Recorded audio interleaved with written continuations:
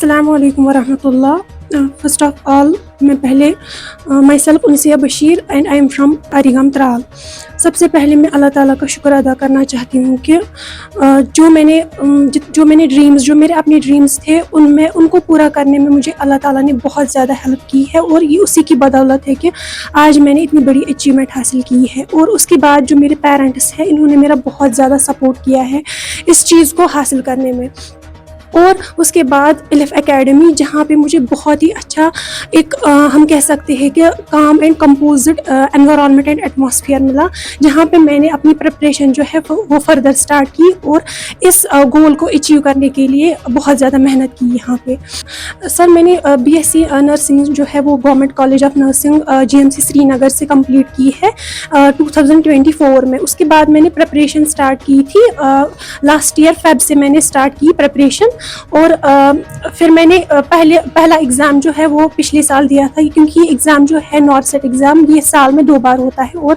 2024 में मैंने north set 7 दिया था, जिसमें मेरा क्लियर नहीं हुआ था, लेकिन मैंने हार नहीं मानी। मुझे होप थी कि मैं ये कर पाऊँगी, एंड मैंने फर्दर पढ़ाई जो है वो स्टार्ट की और सोचा कि नहीं, अगर जब सब कर सकते हैं तो मैं क्यों नहीं कर सकती हूँ। तो मैंने फिर से फर्दर स्टार्ट की पढ़ाई और एलिफ एकेडमी ज्वाइन करके मैंने इस गोल को अचीव किया है। एक्चुअली आज से दहाइयों साल पहले एक कंसेप्शन हमारे जम्मू कश्मीर में था, तो स्पेशली मैं कश्मीर की बात करूं कि सिर्फ हमारे बच्चे 2 ही फील्ड्स की तरफ राग़िब हो जाते थे या उनके वालिदैन उनको राग़िब करते थे। एक तो था डॉक्टरी और दूसरा इंजीनियरिंग।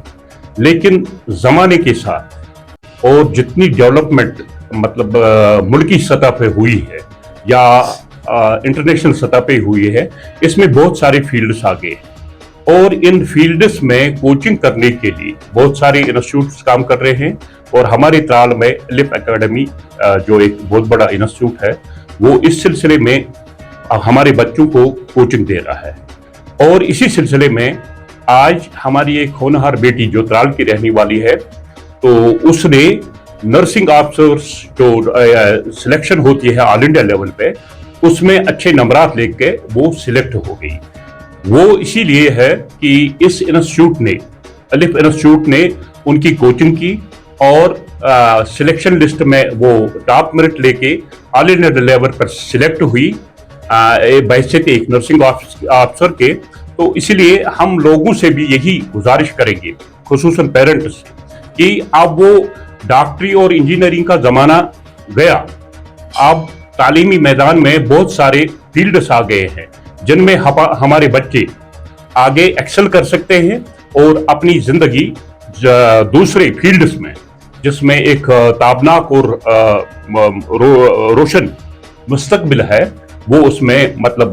क्रैक करके अपनी ज़िंदगी और गुजर बसर का बेहतरीन मौके हो सकते हैं। पहले मैं इस बच्ची का जो इसका नाम उनसिया बशीर है, मैं इसको मुबारकबाद देता हूँ और उसके पेरेंट्स को भी मुबारकबाद देता हूँ कि एक छोटे से गांव से आके इसने मतलब ये एग्ज़ाम